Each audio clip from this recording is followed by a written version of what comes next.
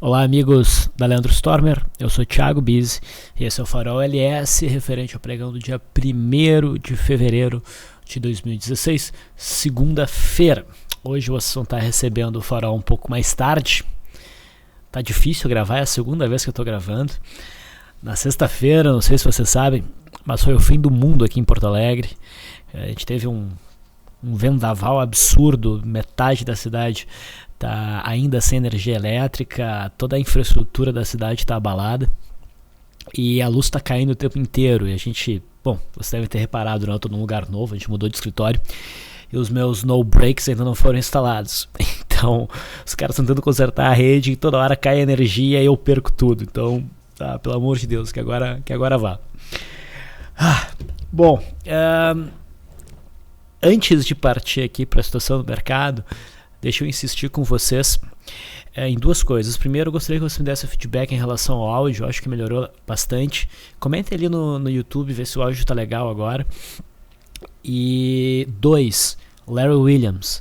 Eu mencionei no farol da sexta-feira que esse ano a gente conversou com o Larry Williams, que na minha opinião, e não só na minha, acho que é meio que geral aqui para nós, é um dos traders vivos mais completos, fodásticos, vamos dizer assim,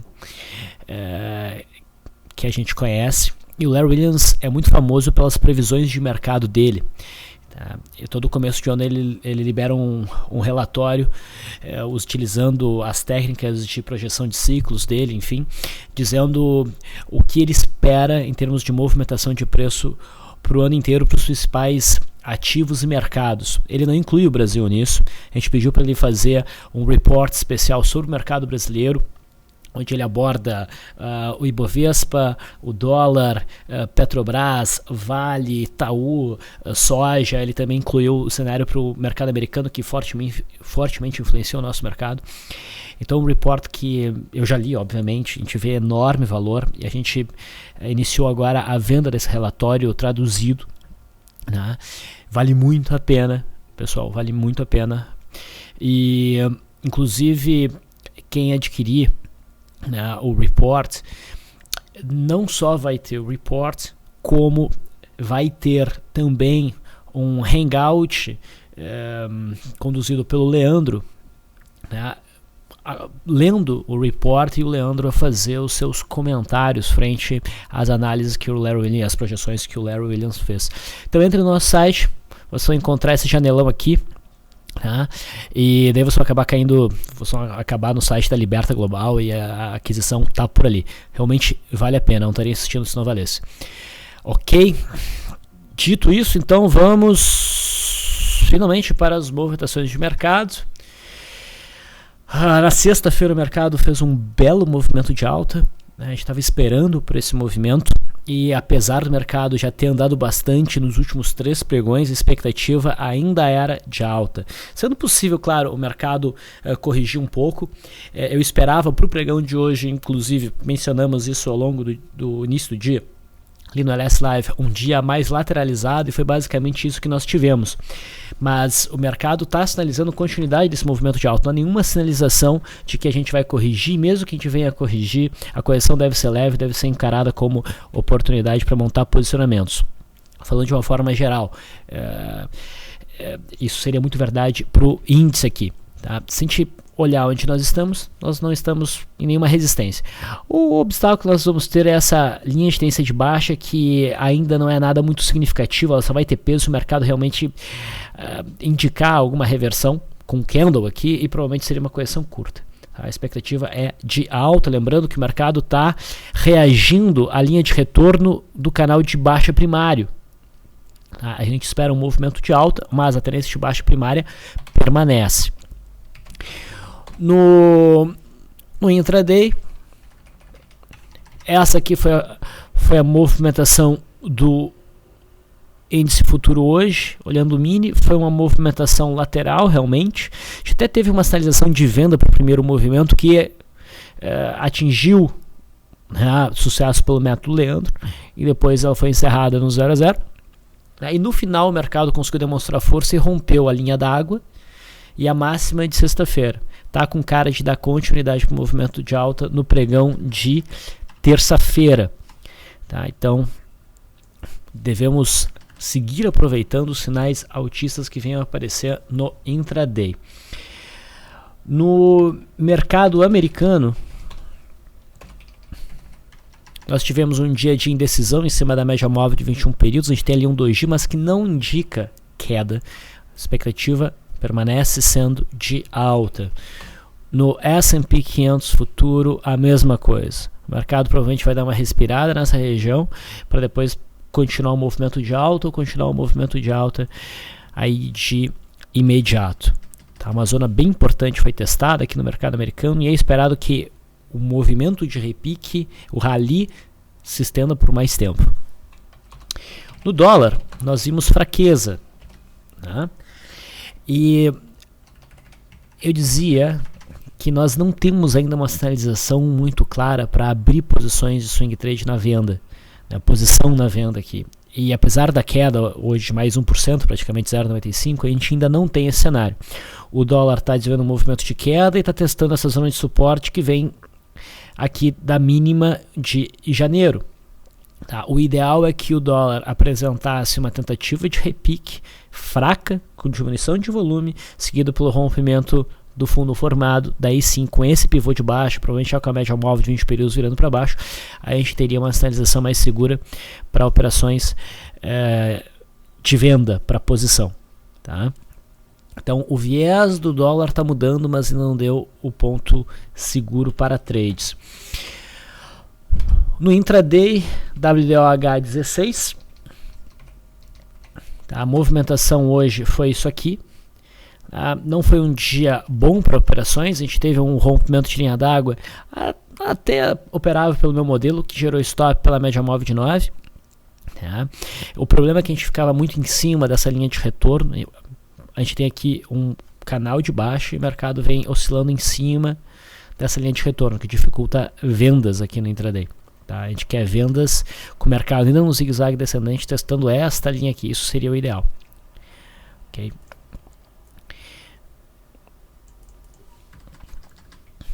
Então, apesar do viés do dólar ser de baixa, tá?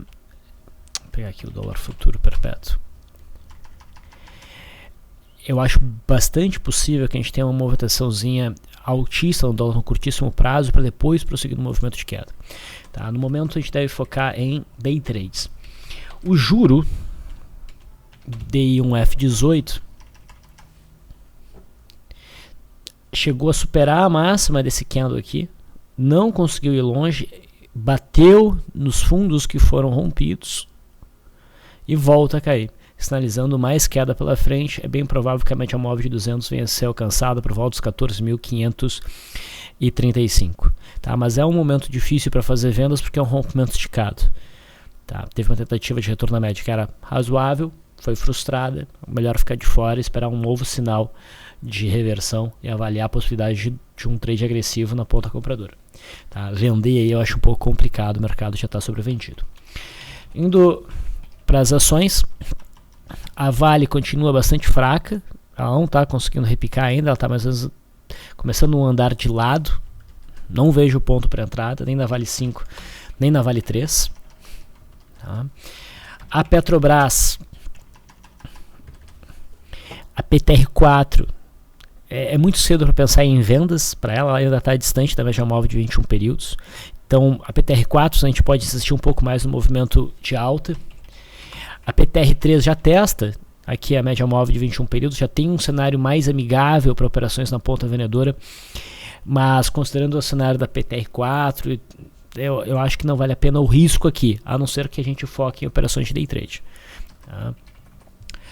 No setor de siderurgia, a Gerdau conseguiu romper esse topinho aqui anterior, que já mostra aí alguma força, mas eu ainda não vejo um cenário significativo para alta. Tá? Não vejo uma brecha clara para entrar na ponta compradora. O que eu gostaria de ter visto é a Gerdau respeitando este topo aqui, fazendo uma pequena correçãozinha para depois romper, talvez até fazendo ombro, cabeça, ombro invertido. Então ainda não vejo uma entrada muito clara. mas ela está demonstrando força, está entrando volume e ela pode desenvolver um repique para a faixa aqui dos 4,50, que é onde a gente tem a resistência do fundo de agosto que foi rompido. A CSNA está também rompendo uma zona de resistência, que é o fundo de outubro. Isso não gera compra na minha leitura, mas abre espaço para uma movimentação altista que teria obstáculo por volta aqui dos 4,2 e depois por volta aqui dos 4,30.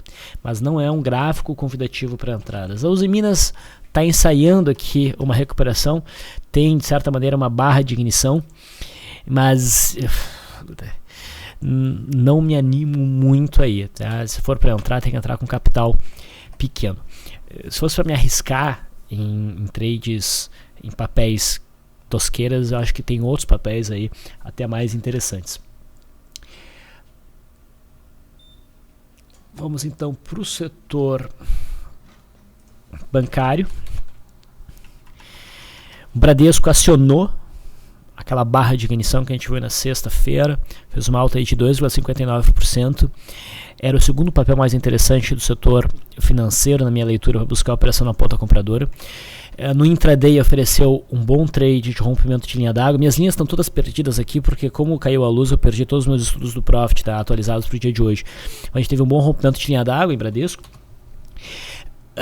O papel que estava mais interessante era Banrisul. Banrisul acionou essa barra de ignição e teve uma variação maior, 4,49% contra Bradesco, 2,59%. Itaú já não estava num ponto muito bom porque estava em uma resistência, segue em alta. Quem estava posicionado desde antes não tem por que sair da posição, vai só ajustando stop. Tá? Banco do Brasil também acionou. Tá? Faz uma alta de 2,24%, também tinha aqui uma barra de ignição, mas já bastante próxima aqui da resistência em torno dos 14,30. Tá?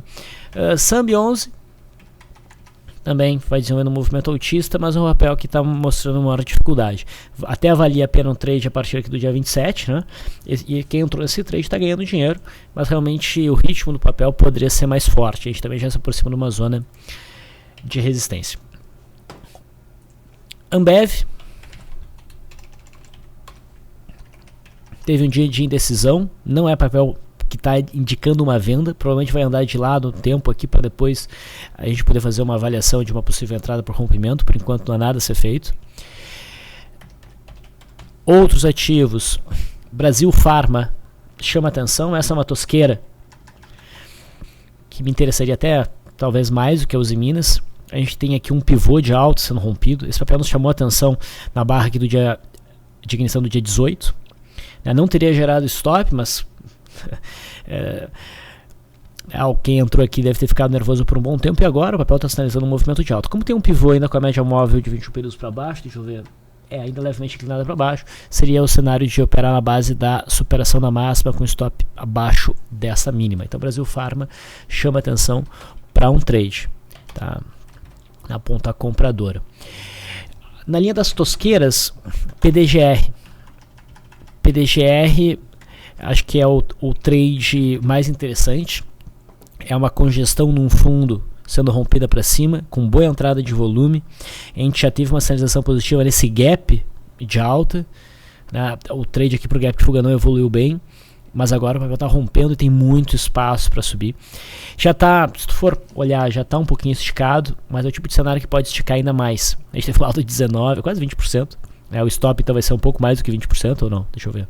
Se a gente entrar aqui, não, o stop vai custar aí mais ou menos uns 19%, 20%.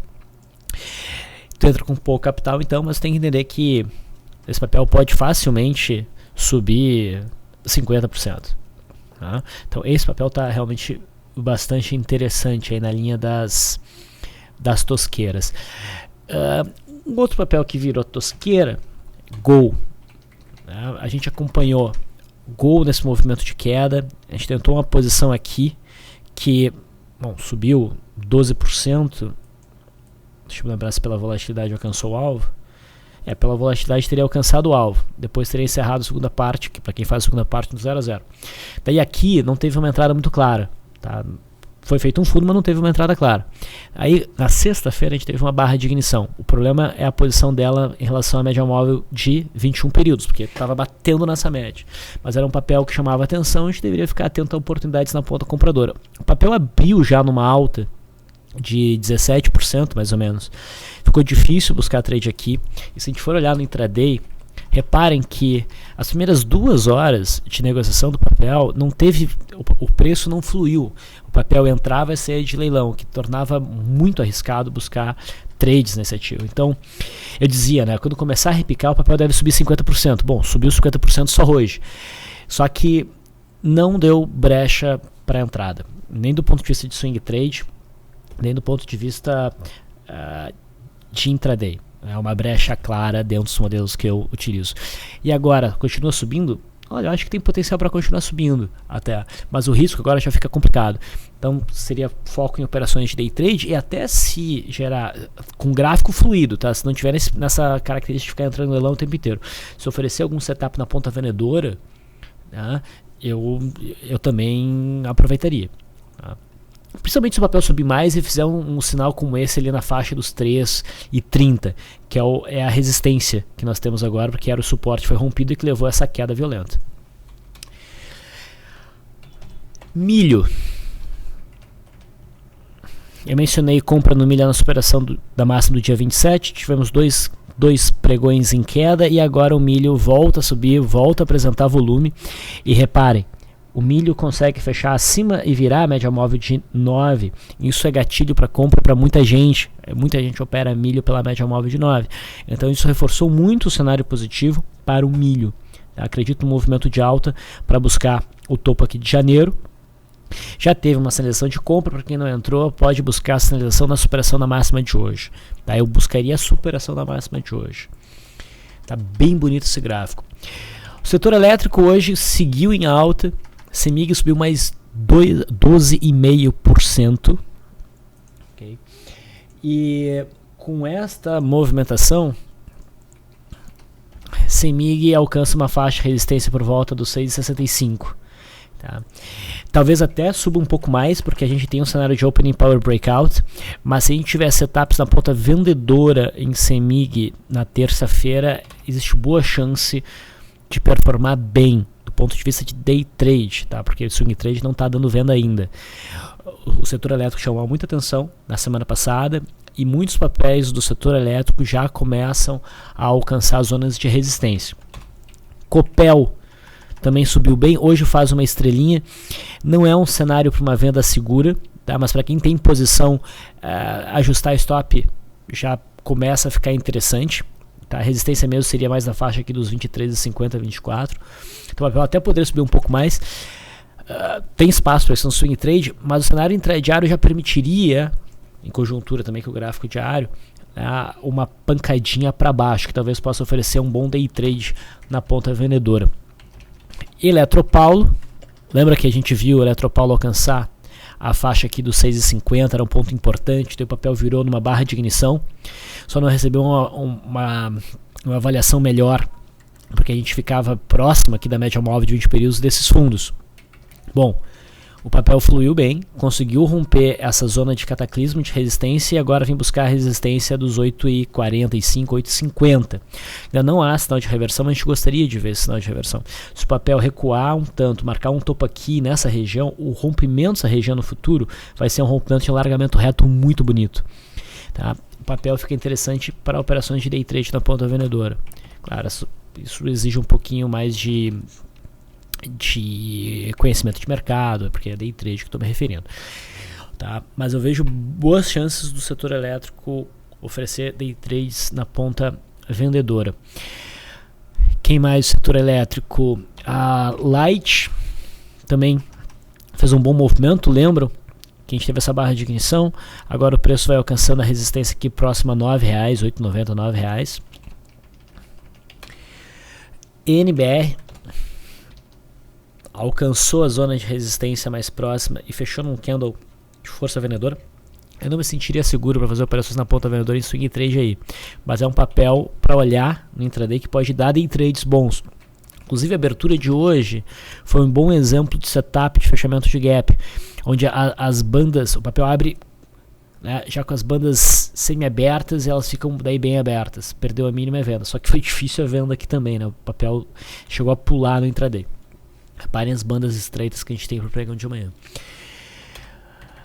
Então, no setor elétrico, foram estes os papéis que chamaram mais atenção.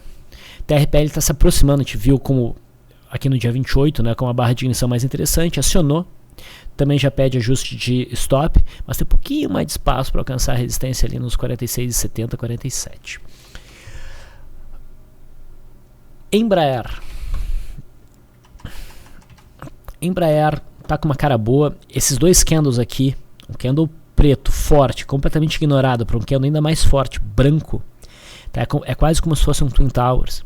Eu vejo potencial para a Embraer subir, para vir buscar aqui a resistência dos 30,40, mas eu focaria minha atenção no intraday. A gente tem esta linha d'água aqui, que é uma resistência, e a linha d'água do fechamento de hoje para amanhã, né, que se for rompido, pode dar um belo day trade na ponta compradora. STC3, tá? Eu menciono esse papel porque ele está testando uma zona de resistência aqui em 11,80 com uma estrela cadente, mas não me parece ser uma boa venda, tá? Porque o mercado subiu com força, tá? E então é uma venda perigosa aqui. Vale a pena olhar no intraday, talvez ofereça oportunidade de day trade, mas para swing trade considero uma venda perigosa, tá? Nesse setor, a CER3 é que tem um sinal mais significativo para uma operação de swing trade. O papel testa aqui uma LTB, depois de fazer um bom movimento e um pouco acima da média móvel de 21 períodos, chegou próximo desses topos aqui e faz um candle firme de baixa, tá, com volume acima da média. Então a perda mínima de hoje abre espaço para vendas em CER3. O sinal melhor seria com a média móvel de 20 períodos um pouquinho mais firme para baixo e com o mercado tendo rompido o fechamento de sexta-feira, tá? Mas vale a venda igual. Quem mais a gente pode comentar? Hipermarcas. Hipermarcas, se lembram que havia rompido um alargamento reto, tendo segurado na região aqui do gap, né? E a gente viu este rompimento a ser operado na superação da máxima com um alvo aqui. O mercado acionou, fez 2 pregões de inside day, né? Na verdade um pregão de inside day, e hoje abriu em gap de alta e veio buscar a faixa de resistência por volta ali dos 23,70 até as proximidades de 24. Tem espaço para subir um pouquinho mais, mas o papel já está cumprindo o objetivo, tá? JBS não está gerando nada, né, no pregão de hoje, mas no intraday, a gente acompanhou isso aqui no LS Live, teve uns day tradezinhos legais hoje, apesar de ser um dia mais lateral no índice.